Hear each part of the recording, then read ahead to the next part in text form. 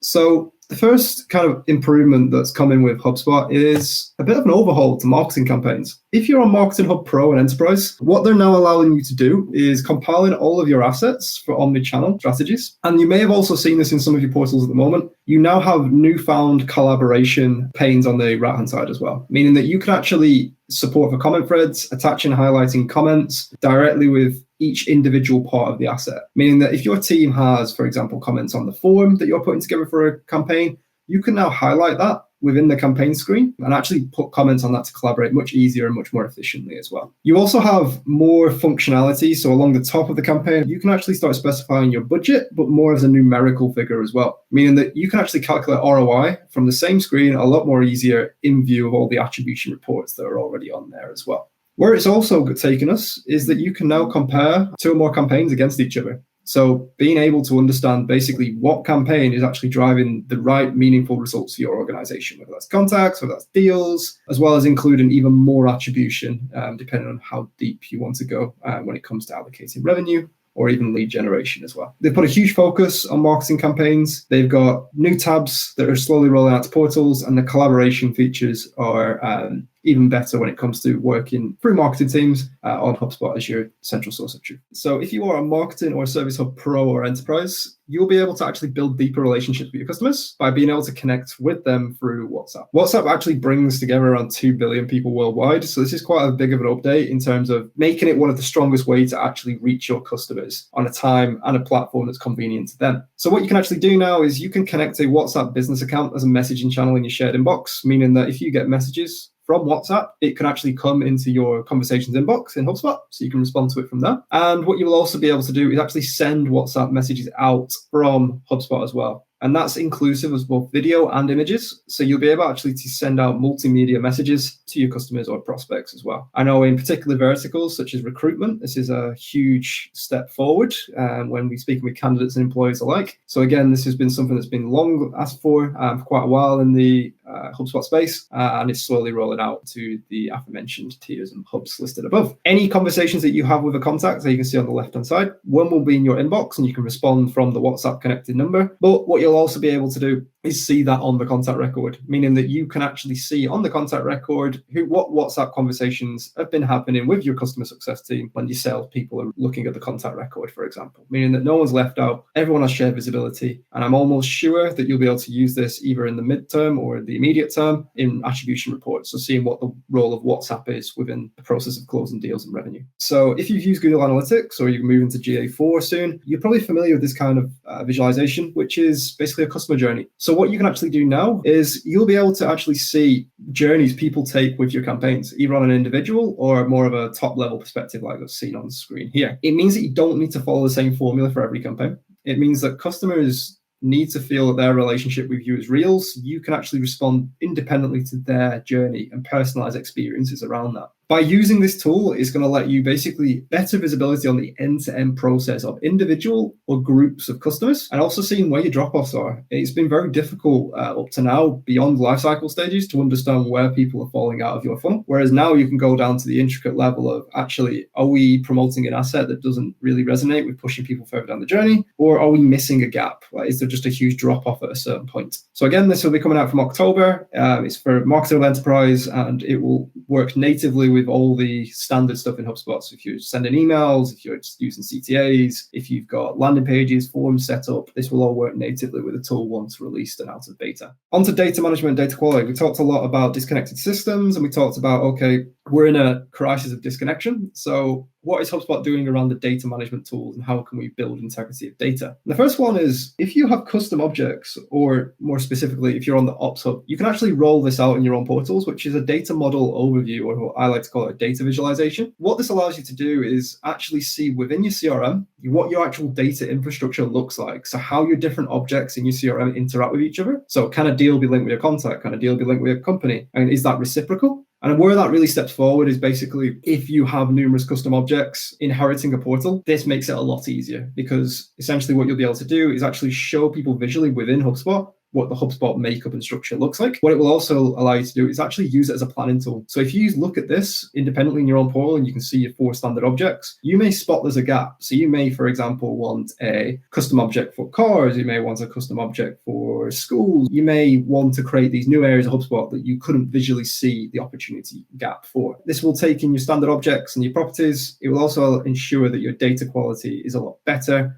and you can visually plan out if a custom object is actually needed and ultimately what objects are in use. So you can see how many properties you've got on each object, as well as where it's being associated as well. So again, just really cool, great for operational managers who are managing obviously the tech stack and any IT functions or systems. You will now have access to create custom objects all within the HubSpot UI, meaning that you don't have to use APIs or call on development support to actually roll out a custom object. You can actually do this all within your own portal and customize the data around your company. Everything you could do within the API, within reason, you can actually do within this now step-by-step walkthrough. And you can actually make sure that the CRM is set up as your business requires without any coding knowledge, meaning that you can go in as a marketer. If you're the only person that's managing your CRM, you may not have that JSON or your code expertise, so you can now actually just do that within HubSpot itself, meaning you can set up a custom object in minutes. But as always, just because you can doesn't mean you should. Always think about custom objects and ultimately if they're a right use case by using the data visualization tools in partnership with new builders as well. So this is another cool aspect. So if you're on any subscription of the Ops Hub, you can now actually format, I believe, fields. Meaning you can set validation on single line text fields. So there's a minimum character limit or there's a maximum character limit. Or maybe you only want to allow numerical entries in the single line text. Maybe you don't want to have people put in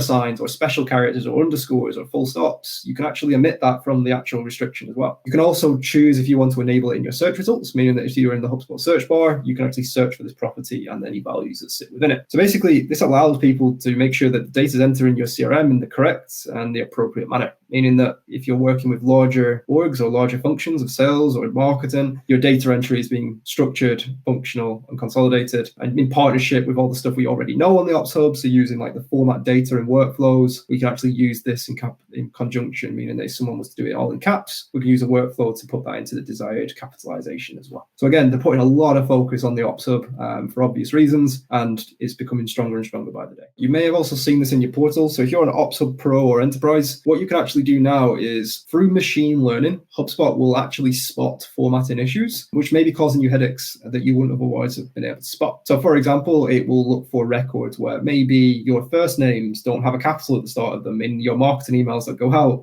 address Hugh with a lower H, which obviously doesn't look like the best or the most professional, or alternatively on the last name as well. What it will also do is spot not just capitalization, but close matches of records. So for example, if you have 2 records, if you have samuel.banks@fuelius.com and you have my personal email, and all the fields I've then provided on both records are the same, HubSpot will flag that as a potential duplicate, where you can actually at bulk merge the records, meaning that you're not paying for 2 marketing contacts there, you're actually merging them, and meaning your actual correspondence with both those contacts in that instance are held on one central record as well. You can also preview all the records that will be impacted by the change and also see any changes to the records. And you can choose which data quality recommendations you want to apply. You don't have to apply all of them. You can only apply certain ones if you choose to do so. So again, keeping your data in quality in check. How do we get better visibility on that data? And the quick answer is that it's the Data Quality Command Center, which is quite the mouthful, as I like to call it, the Data Quality Dashboard. And that's available to anyone on Pro and above on the Ops Hub. It's in public beta at the moment. It should be in your portals and should be rolling out, but if you're not, you should be able to enroll yourself into it.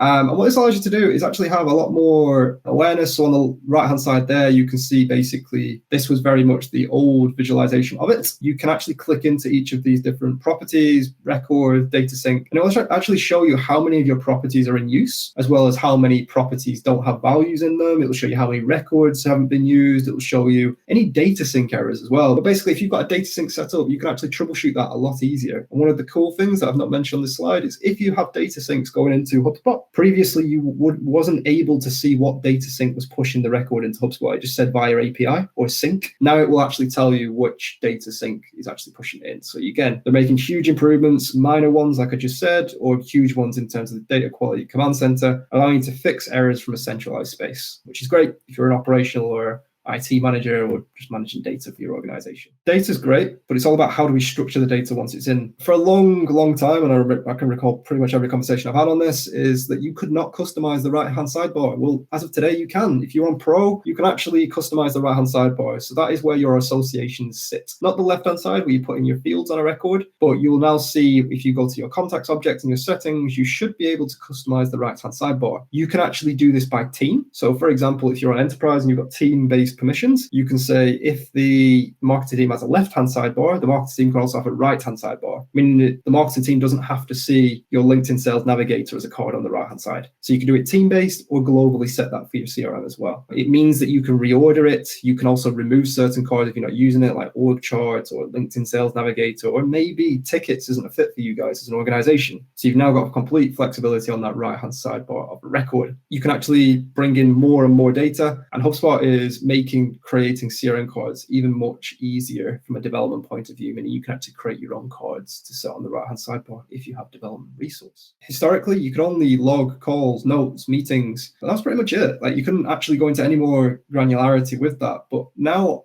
every hub, doesn't matter what plan you're on, you can actually log wider categories of activities. So you can log anything from SMS to now LinkedIn in-mails to WhatsApp messages and even postal mail. So physical direct mail. So you can actually log that on the CRM and you can actually report on that as well. Rather than just chucking everything under call when actually it was an SMS, or chucking everything under a meeting when actually it was just a LinkedIn chat, you can actually now hyper-relevant put those in the right places. You can then report on those for activity reports. And it also allows you to actually restructure. So you can actually reorder which activity buttons are more frequent in your organization. So you may find that actually most of our phone calling is done through our integrated VoIP system. So making a phone call at HubSpot isn't that common, so it might sit last on the list. Alternatively, you may use notes a lot, so you may want to sit that at the top of the list. So you can actually reorder the buttons as well. Anyone with a Service or Sales Hub customer, you can actually create custom cards, meaning that you can actually build those out in the CRM with a bit of development support as well. Inbound calling, it's kind of been around for a while, but they're adding more and more improvements to it. So Sales and Service Hub Starter and above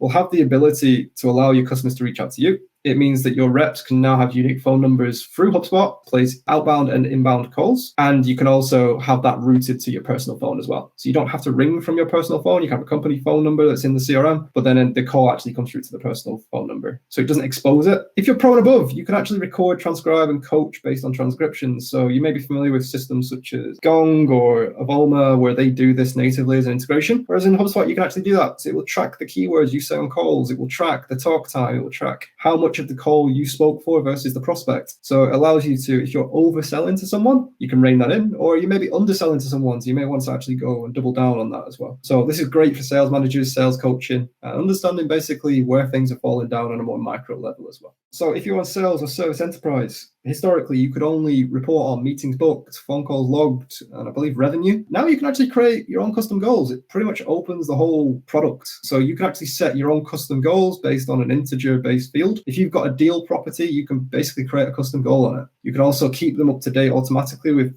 things, with changes that are made, which will be reflected in the progress bar. It just allows you to align your stakeholders with notifications based on achieving, exceeding, or missing goals. So you can actually use the goal in workflow logic as well. So you can get notifications through the actual tool if your goal is due to be hit, if you're on track, if you're over, meaning that basically you can now open up HubSpot to track what you need to track rather than being just limited to revenue, meetings booked. What you can actually do now is, you may have been familiar when you look at your pipeline, you can have 3 fields that sit on the preview card that you can see at the pipeline level without going into the record. Historically, what you could only do is actually customize these 3 fields for the whole account, meaning if you have different pipelines for different purposes, you have to select the 3 that are the best fit and most universal across the pipelines. You can now do that individually to each pipeline. So for example, if you have a renewals pipeline, you may want to be tracking current MRR on the account. So you may want to put that as the deal preview property. If you're doing a sales pipeline, you may want to do deal probability or the deal owner, etc. So you can actually customize the 3 fields for each individual pipeline, and they can differ across the pipelines. And they've also made a lot of improvements to forecasting and deal management. So there's the new goals app, as I've just mentioned, team goals, and also a better integrated forecasting. We also find that forecasting area of HubSpot gets missed out on a lot of the love.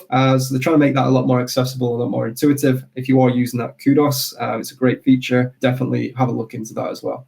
So again, just a few UI updates that are added to it just to make it even more flexible around your organization. In terms of communities, so Dharmesh, he talks about building communities, and this is where the ROI kind of sits. That's where HubSpot want to move to. So they're actually introducing a new place, which is called Connect.com. Connect.com is not just for HubSpot partners, it's for customers, it's for HubSpot themselves, and it's a place to actually showcase your professional skill set, being able to access career opportunities and seek out expert advice from a global ecosystem as well. In terms of what you can get in store is there's 8-week cohort learning programs, there's new partner accreditations, there is community-led study groups, there is almost pretty much anything when it comes to HubSpot. It's basically a digital meeting place. It's free, it's accessible, it's open now. I think there's only about 4,000 accounts on it as of now, so claim your username and start networking. Pretty much leading agencies are on there, key HubSpot individuals are on there.